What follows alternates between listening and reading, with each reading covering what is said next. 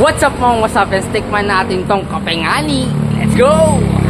May bago ang bukas na kapehan dito sa Barangay San Antonio, San Pedro, Laguna. Along the road lang siya sa Mabini Street, katapatan ng motosikleta. Siya nga pala yung barista natin for today, si Boss Matt. Soft opening pa lang nila at hintayin nyo yung grand opening. Pa-follow na lang ng page nilang Kape Ngani or Kape Ngani San Pedro for more updates. Nagustuhan ko nga yung setup ng kapehan nila. Napakasimple pero solid yung lasa ng kape nila. Ayan nga pala si Boss Matt, kahawig niya si Glock 9 at magbabagsakan kami mamaya. Ito nga pala yung affordable menu nila. Kung gusto nyo nga pala mag-franchise ng ganitong business, i-PM nyo lang yung page nila or si Boss Matt. Ang in-order ko pala is caramel macchiato. In demand nga ngayon yung ganitong setup ng kapihan. Congrats nga pala sa kabarangay kong si Sir Howard Guerrero sa kanyang business. Congrats sa'yo, Ginoong San Pedro. Let's go!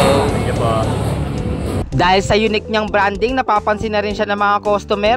What's up mga wasapens? Tikman natin tong Kape Ngani. Yan ni Boss Matt. Let's go! Dito lang yan sa Barangay San Antonio, San Pedro, Laguna. Along the road lang yan ha. Kung pupunta kayo dito na gabi ito nagbubukas. Anong oras na nagbubukas, boss? Ano boss? 7 PM 7 PM onwards hanggang maubos yung stocks nila. Let's go! Hanggang 2 AM tayo para sagad. Uy, grabe naman sa ano yun, lasa yun. Salamat boss. Caramel macchiato. Sakto lang yung tamis niya. Salamat boss. Nalasahan ko naman kagad yung caramel. Let's go.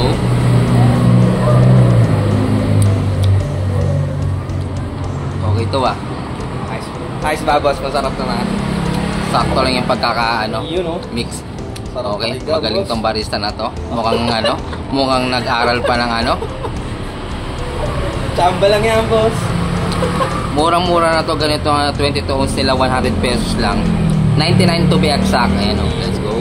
Habang sinusulit ko nga yung lasa ng kape nila, ay nagkwentuhan kami ni Boss Matt tungkol sa pagiging business owner. Binigyan niya nga ako dito ng konting tips kapag papasok ka sa coffee industry. Kailangan mo talaga ng passion at mahal na mahal mo yung ginagawa mo at hindi mo susukuan kung anong sinimulan mo. Dito sa part na to ay shinare ko naman dito yung journey ko bilang content creator. At sinabi ko nga rin dito na isa sa primary goal ko ay makatulong sa mga small business. Nagkape lang ngani at nagkaroon pa ng bagong tropa at napajamming pa nga biglaan.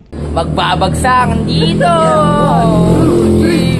Babagsakan dito, kailangan na mag-ingat. At ang muling bagsakan, si Glock 9 na babala.